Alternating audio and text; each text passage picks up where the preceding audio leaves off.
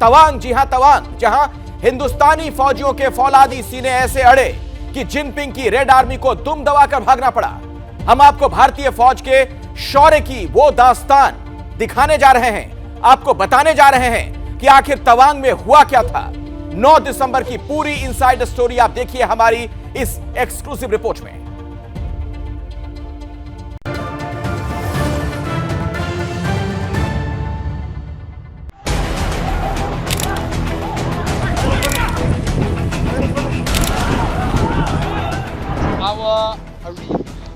Area. Yeah. This is not your. This is not your area. No. This is our area. This is our area. And you are doing recce, patrolling your area. So many people, only 10 people can do. 10 people can do recce. 10 people can do patrolling. Why so many? Why so many? Why you brought so many soldiers? पहले कायदे से बताया, फिर सलीके से समझाया, प्यार से मनाया और तब भी नहीं माने तो मार कर भगाया।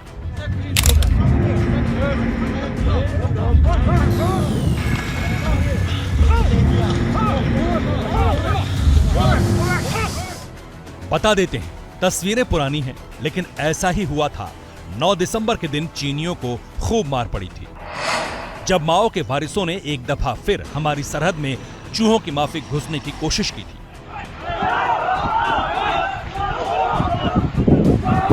गलवान के गर्दन तोड़ प्रहार के बाद जिनपिंग के शागिर्दों को तवांग में ऐसा तमाचा पड़ा जिसकी गूंज बीजिंग तक सुनाई दी।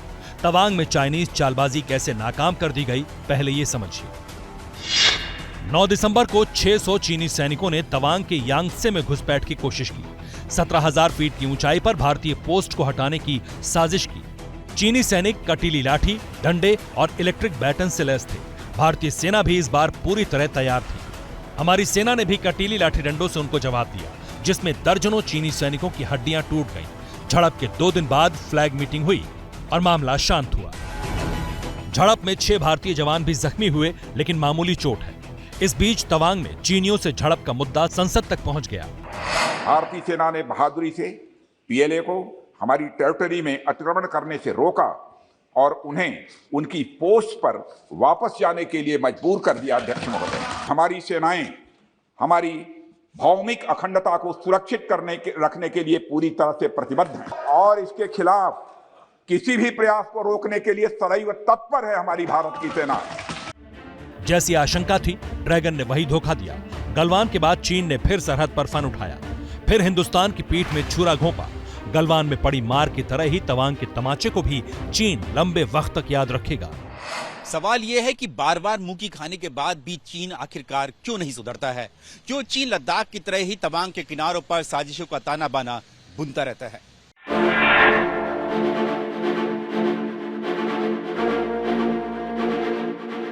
जवाब जानना है तो पहले इन तस्वीरों को देखिए।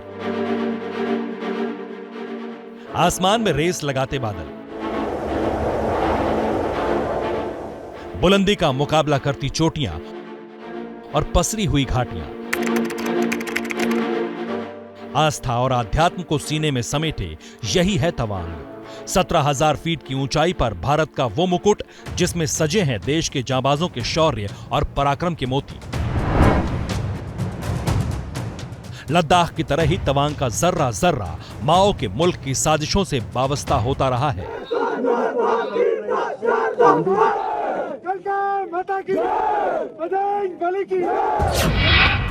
तवांग से 35 किलोमीटर उत्तर पूर्व में यांगत्से है। ये इलाका मार्च के महीने तक बर्फ से ढका रहता है। ये जगह भारतीय सेना के लिए रणनीतिक अहमियत रखती है। सूत्रों के मुताबिक भारत और चीन के 3 से 3,500 सैनिक इस इलाके के आसपास तैनात रहते हैं। साथ ही ड्रोन से भी इस पर नजर रखी जाती है।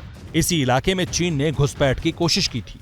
तवांग मॉनेस्ट्री के हेड ने यह बोला था कि चाइना दलाई लामा की नियुक्ति नहीं कर सकता, ये तिब्बतियन पीपल ही कर सकते हैं। और तिब्बतियन पीपल ही कर सकते हैं मतलब कि तवांग मॉनेस्ट्री से भी दलाई लामा का अनाउंसमेंट किया जा सकता है। तो ये चीज जो है चीन को बिल्कुल खुशगवार नहीं लगती है और उसके लिए ये कल्चरल थ्रेट है।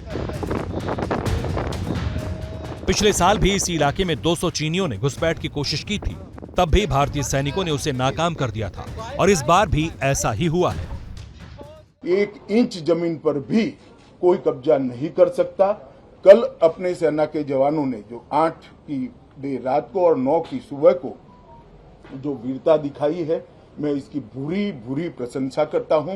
इन्होंने घुसे हुए सभी लोगों को कुछ ही घंटों में वापस खदेड़ दिया और हमारी भूमि का रक्षण किया है। ये पहली बार नहीं जब तवांग में चीन ने गुस्ताखी की है। तवांग ही वो जगह है जहां 1962 में सबसे भीषण जंग लड़ी गई थी। गलवान झड़प के बाद से ही इस इलाके में चीन की करतूतें बढ़ी हैं। रिपोर्ट्स कहती हैं कि पिछले साल से ही चीन की अरुणाचल में साजिश की तैयारी थी। 2021 से पीएलए अरुणाचल की तरफ बढ़ रही थी। सूत्र कह रहे हैं कि पीएलए ने तवांग पर कब्जे का पूरा प्लान तैयार कर लिया था। इसी साल अक्टूबर में शी जिनपिंग को माओ के बाद चीन का सबसे ताकतवर नेता होने का रुतबा हासिल हुआ। 2 महीने भी पूरे नहीं हुए थे कि चीनियों ने एलएसी पर अपनी औकात दिखा दी। लेकिन सवाल यह है कि चीन से निपटने की हमारी तैयारी कैसी है? जवाब जानना है तो तवांग चलिए, जहां एबीपी संवाददाता नीरज राजपूत ने जो देखा आप भी देखिए।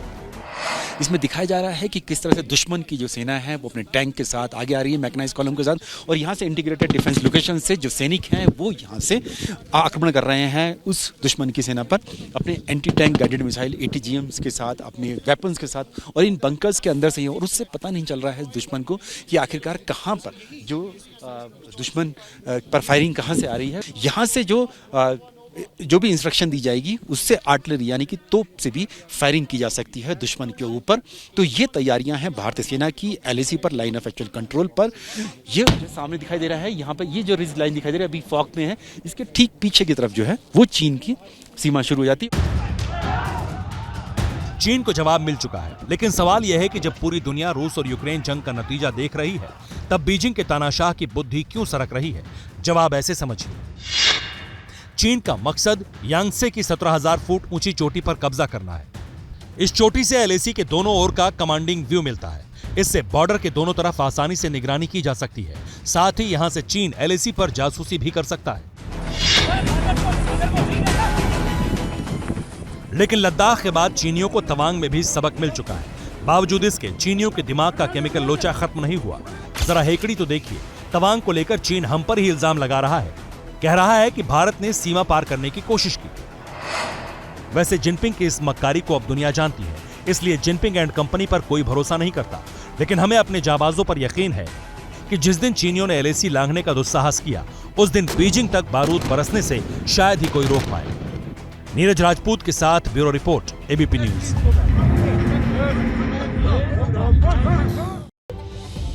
अब आखिर चीन की सेना ने अचानक भारत के तवांग में घुसने की जरूरत क्यों की? इसकी इनसाइड स्टोरी आइए अब हम आपको बताते हैं। दरअसल इन दिनों कोरोना से चीन की अर्थव्यवस्था बदहाल हो गई है। चीन की GDP में 30 साल की सबसे बड़ी गिरावट दर्ज हुई है। IMF ने इस साल चीन की ग्रोथ रेट सबसे कम 3.2% रहने का अनुमान जताया है। यही नहीं, 2023 में चीन का एक्सपोर्ट 2% से गिरकर 5% का अनुमान है। जिनपिंग ने जो सख्त लॉकडाउन लगाया, उसके खिलाफ 39 शहरों में बड़े प्रदर्शन भी हुए हैं। तो इससे साफ लग रहा है कि अपने सारे घरेलू संकटों से ध्यान हटाने के लिए जिनपिंग ने तवांग वाला एपिसोड रचा है, जिसमें चीन को मुंह की खानी पड़ी। क्या मजबूरी है मेरी, बताइए। मैं अभी आपको बताती हूँ कि मैंने ओए होए होए होए नमकीन के चटकारे लेते हुए टकटकी मार के डिबेट शो को पॉज रिपीट कर करके देख रहे हैं जोगिंदर जी। इनकी तरह आप भी देखें अपनी फेवरेट डिबेट्स को रिपीट कर, और डाउनलोड कीजिए ABP लाइव ऐप अपने स्मार्ट टीवी पर।